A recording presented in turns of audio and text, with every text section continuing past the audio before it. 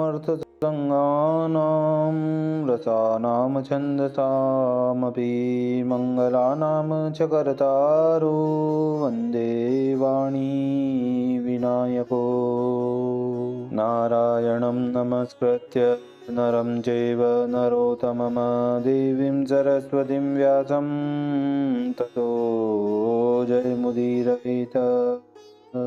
गुरुर्ब्रह्मा गुरुर्विष्णु गुरुर्देवो महेश्वर गुरुर्साक्षात् परब्रह्म तस्मै श्री गुरुवे नमः। बोलिए सियावर रामचंद्र भगवान की जय, राधावर कृष्ण कन्हैया लाल भगवान की जय, उमा महेश्वर भगवान की जय, गायत्री ब्रह्मदेव भगवान की जय, सद्गुरुदेव भगवान की जय, माता पिता गुरुदेव की जय, समस्त संतगण भगवान की जय, समस्त भक्तगण भगवान की जय। ओम नमः पार्वती पतये, हर हर महादेव।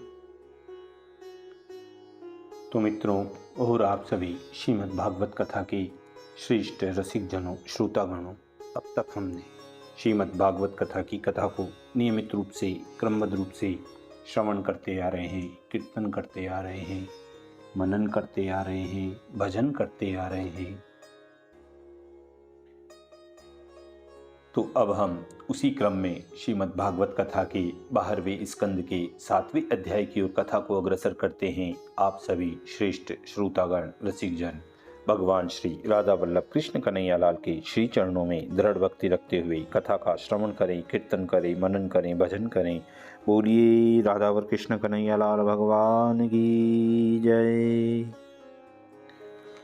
तो कहते हैं, सप्तमाहि अथर्व को कहो सहित विस्तार, फिर पुराणों के कहो लक्षण सकल विचार, लक्षण सकल विचार। सूत जी कहते हैं कि अथर्ववेद पाठी सुमंत ने अपनी संहिता अपने कबंद नाम शिष्य को पढ़ाई।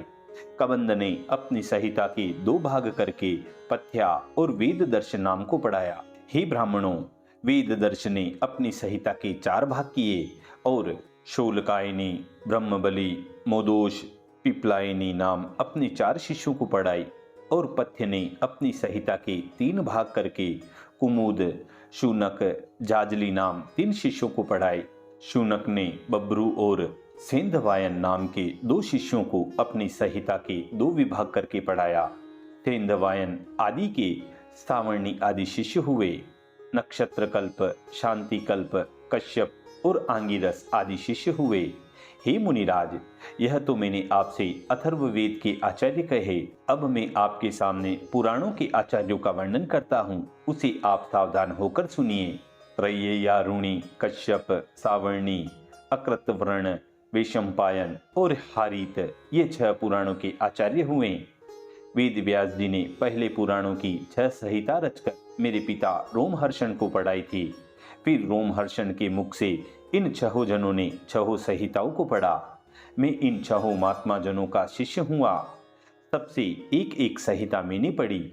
इसमें से जो पुराणों की 4 संहिताएं ये मूल थी, उनको कश्यप, सावर्णी, परशुराम जी का शिष्य अकृतवर्ण और चौथा में इन 4 जनों ने व्यास जी के शिष्य मेरे पिता से 4 मूल संहिताओं को पढ़ा। हे शौनक, ब्रह्म ऋषियों ने जो पुराणों के लक्षण वर्णन किए हैं, वेद शास्त्रों के अनुसार हम उसे कहते हैं। आप सावधान होकर ध्यान लगाकर सुनिए। सर्ग, विसर्ग, व्रति, रक्षा, मनमंत्र, राजाओं के वंश, उन वंश वाले राजाओं के चरित्र, निरोध, मुक्ति, हेतु और अपाश्रय, जिनमें ये 10 लक्षण हो, विद्वान लोग उसको महापुराण कहते हैं। और कोई आचार्य लोग 5 लक्षण, सर्ग, प्रतिसर्ग, वंश, मनवंतर, वंशानुचरित्र वाले ग्रंथों को भी पुराण कहते हैं। परंतु यह केवल छोटे बड़े की व्यवस्था है। इस माया के गुण शोभ से महतत्व, 3 प्रकार का अहंकार, पंच महाभूत और इंद्रिय गण की उत्पत्ति को सर्ग कहते हैं। ईश्वर के अनुग्रह से महतत्व आदि से प्रकट होता हुआ और बीज में से बीज के सदृश प्रवाह रूप से चलते हुए स्थावर जंगम रूप प्रपंच को विसर्ग कहते हैं। जंगम प्राणियों का स्थावर आहार है। जंगमों की मांस में भी साधारण प्रीति है। उनमें मनुष्यों के निमित्त राग से अथवा शास्त्र वचनों में जो आजीविका का विधान है वह व्रति कहलाती हैं। पशु पक्षी मनुष्य ऋषि देवताओं में भगवान अवतीर्ण होकर युग युग में जो लीला करके विश्व की रक्षा करते हैं वही विश्व की रक्षा कहलाती हैं। और वही अनेक प्रकार के अवतार धारण करके वेद की द्रोही दुष्ट और पाखंडियों को मारकर पृथ्वी की रक्षा करते हैं, वही भू रक्षा कहलाती हैं। मनु देवता, मनु के पुत्र इंद्र, सप्तऋषि और हरि के अंशावतार, यह 6 मिलकर मनवंतर कहलाते हैं। ब्रह्मा से उत्पन्न हुए शुद्ध राजाओं की भूत भविष्य वर्तमान काल की संतानों को वंश कहते हैं। उन राजाओं के वंश को और उन वंशों में हुए चरित्रों को वंशानुचरित्र कहते हैं। नित्य, नैमित्तिक, प्राकृत, आत्यंतिक 4 प्रकार के प्रलय को कविजन संस्था निरोध कहते हैं। अविद्या के कारण कर्मकर्ता जीव, जिसे मुख्य वेता, अनुशयी और उपाधि वेता अव्याकृत कहते हैं, उसकी वासना इस जगत की सृष्टि होने में निमित्त है, वह मुक्ति हेतु उक्ति कहलाती हैं।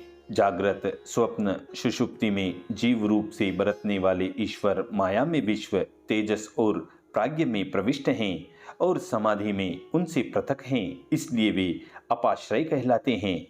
जैसे घटादिक पदार्थों में मृतिकादिक प्रविष्ट हैं, उनके नाम रूप सत्ता मात्र ही हैं, ऐसे ही जन्म से लेकर मरण तक उन सब अवस्थाओं में ब्रह्मयुक्त भी हैं और अलग भी हैं। जब सत्व रज तम तीनों गुणों की वृत्तियों को त्याग कर पुरुष का चित्त शांत हो अथवा योगाभ्यास करके शांत हो, तब यह पुरुष अपने शुद्ध रूप को जानकर संसार चेष्टाओं से छूट जाता है। इन छोटे बड़े लक्षणों से पुराण पहचाने जाते हैं। 18 महापुराण हैं और 18 लघु पुराण हैं।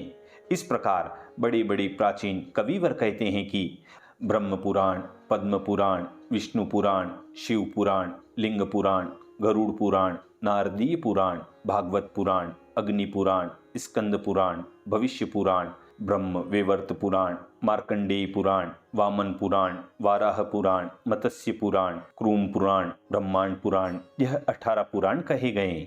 हे ब्राह्मण, वेद व्यास जी ने और उनके शिष्यों ने और उनके अनेक शिष्यों के शिष्यों ने जो वेद की शाखाओं का विस्तार किया है, वह वृतांत मैंने आपको सुनाया, क्योंकि वह ब्रह्म तेज और भक्ति का बढ़ाने वाला है। इसी मधुर संवाद के साथ श्रीमद् भागवत कथा के 12 स्कंद के 7वें अध्याय 7वें अध्याय की पूर्णता व समाप्ति होती है। बोलिए श्री कृष्ण कन्हैया लाल भगवान की जय।